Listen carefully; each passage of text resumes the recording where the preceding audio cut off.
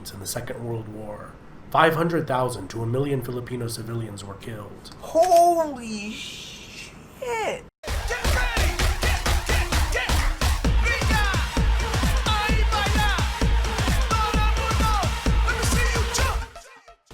What is going on, guys? Back again for another video. You guys know who it is. It's your boy Kevin Stephen Robinson. Okay, we're doing the history of the Philippines in 8 minutes. Look at 8. That's not 8. That's 8, right? That's 8 minutes. Okay. When you guys want me to check this out, so I was like, okay, you know what? I will check it out in the history of 8 minutes, because you know I'm going to Phil exact 34 more days, guys. 34 more days, and I'll be in. I am so excited for this, but I'm also so nervous. Like, I've never traveled like halfway across the world by myself. First time traveling halfway across the world by myself. Just so you guys, like a year ago, I would never thought I would be going to the Philippines, but just because of you guys helped me out so much, and just so much you guys have done, and your thoughts, your words tell me keep going, Kevin, keep doing your thing. And now look, who would have thought?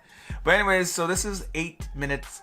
This is the history of the Philippines explained in 8 minutes, and I figured, you know what? I'm gonna check it out and do that reaction video right now and see what I can learn about the Philippines in 8 minutes. But just to let you guys know, I'm eating because I'm hella hungry and I want to do this reaction, so don't mind me. You know, I'm eating my food.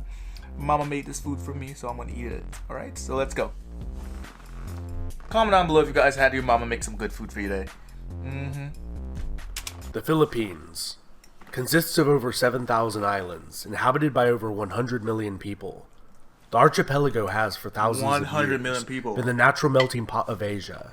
Through the ages, immigrants and adventurers from all over East Asia and as far afield as India and the Middle East have all found their way to the Philippines. Shaped by the geography, the earliest cultures to form in the Philippine archipelago were small bands of independent and skilled seafarers. Between approximately 2,000 and 1,500 years ago, many mountains and hills were transformed into terraced farmland. That is cool. Many still in use today are fed by ancient, sophisticated irrigation systems, channeling water down from the rainforests above the terraces. And it is said that the steppes, put end to end, would encircle half the globe. The Sahuin culture is one of the best early examples of extensive trade, cultural ties, and possibly immigration into the Philippine archipelago. Objects made from gold and glass, bronze weapons, tools, and mirrors were imported from the mainland. Throughout this cultural region, similar art and jewelry was crafted, and the cremation of the dead was ubiquitous. The Sahuin culture is thought to be the predecessors of the Cham people of Vietnam, who formed a venerable kingdom. From the period approximately from 300 AD to 1000, large numbers of Malay. Oh, wow, I did not know that the Philippines have been around for so damn long, man. I didn't know that at all. Like, this is like new to me. Like, holy shit, this video is good. Whoever made this video did a good job at it. Let's get back into that video, man. Migrating from, or possibly fleeing, the rapidly expanding Srivijaya Empire began to populate the Philippines. During this period, the aboriginal Melanesian populations of the archipelago moved further inland to the highlands and jungles, where they still exist today. Oh, wow. Or intermingled with the successive waves of Malay newcomers, who brought two Indian religions, Buddhism and Hinduism, to the archipelago. Society became stratified into groups of 100 families or more, called barangays, each led by a headman, or datu. Several datus were led by a raja, who led several barangays, called a bayan. These kingdoms became extremely wealthy and had trade relations with the entire Eastern world.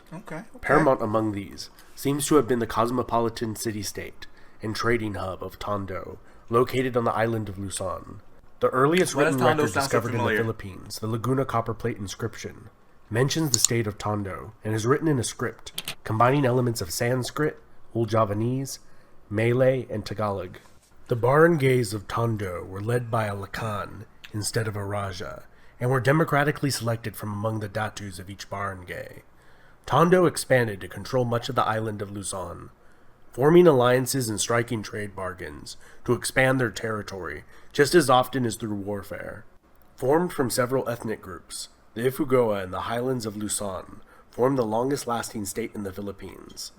This self-sufficient, landlocked state lasted for over 1,000 years and was ruled over by a council of elders. Several other long-lasting states formed throughout the Middle Ages, including Mai, who held diplomatic relations with Song Dynasty China, until Tondo secured a monopoly on trade with China and the archipelago. The Madhas Confederacy was originally a vassal state of the Srivijayan Empire. They would wage war on the Chinese Imperial Navy and raided the southern Chinese coast. They also were Tondo's most significant rival in the region, and fought several wars against them. Here the longest and oldest surviving epic poem from the region was composed, recounting the deeds of an ancient hero. The Rajanate of Cebu was founded by a minor prince of the southern Indian Chola dynasty. Cebu's still around, man. The island of Sumatra far to the south. He was sent to establish an expeditionary base. Instead, he rebelled and carved out an independent Rajanate for himself. The Rajanate of Bhutan was known for its mining of gold, its gold products, and extensive trade networks, reaching the civilizations of modern-day China, Japan, India, Indonesia, Persia, Cambodia, and Thailand. During this period, large gold deposits were discovered throughout the Philippines. Oh wow, gold ingots and bracelets of different sizes were commonly used as currency throughout the region. The kingdom of Cabalawan was a Ming dynasty tributary, and as time went on, they had an increasingly hostile relationship with Tondo. In the early 1400s, the Sunni Islamic Bruneian Empire began to expand into the Philippine archipelago, and around the year 1500, established the semi-independent Rajanate of Manila as a competitor to Tondo's maritime dominance in the region.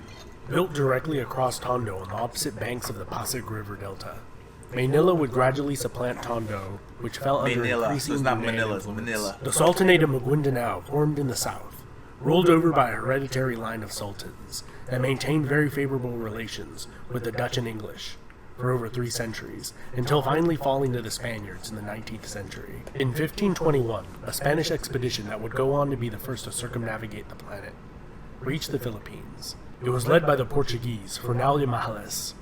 The Raja of Cebu declared allegiance to the Spanish crown and converted to Catholicism.